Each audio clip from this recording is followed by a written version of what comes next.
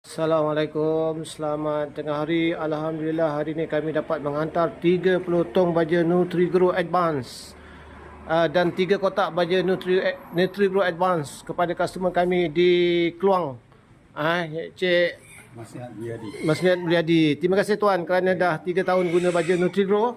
Saya nak tanya kesan penggunaan baja NutriGrow pada kebun sawit tuan, macam mana tu? Alhamdulillah, cuma nak kena pakai lebih sikit, nak kena gerak pakai. Ya, ya. Baru dia nampak.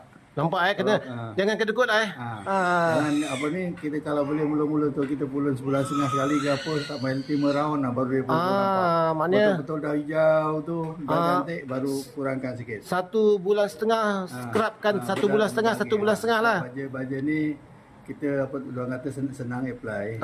Betul. Senang apply, lagi pun murah sikit lah. Ya. Untuk satu pokok abang tabur berapa sudu? Saya kadang letak 5 sudu. 5 sudu, alhamdulillah. Umur sawit berapa tahun? Umur sawit umur dalam yang masa yang kat pagar tu. Yang kat pagar umur 6 tahun. 6 tahun yang abang letak dalam 5 sudu lah kita baik. Dari betul nampak baru kita kurangkan sikit. Cantik. Dari segi buahnya macam mana bang? Buah tu adakah berat ke?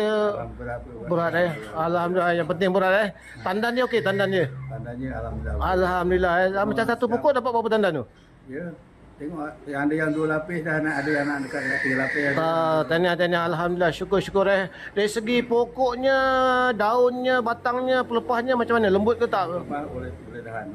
Maknanya orang yang potong kata dia punya pelepah lembut lah Okey bang, tahniah. Saya doakan mudah-mudahan rajin apa ni? Rajin apply Maknanya kalau orang saya cadangkan 3 bulan sekali, abang untuk permulaannya apply 1 bulan setengah sekali. 1 bulan setengah kita pulun betul cantik tu baru kita kurangkan. Cantik bang. Okey. Tahniah bang Saya doakan mudah-mudahan hasil sawit abang terus lebat, hebat dan berkat insya-Allah. Terima kasih bang. Assalamualaikum. Okey. 30 tong, 3 kotak baja NutriGrow Advance merah kami hantar ke Keluang Okey. Kebun baja bersatu. Ya, kebun baja bersatu Okey bang, terima kasih. Okey.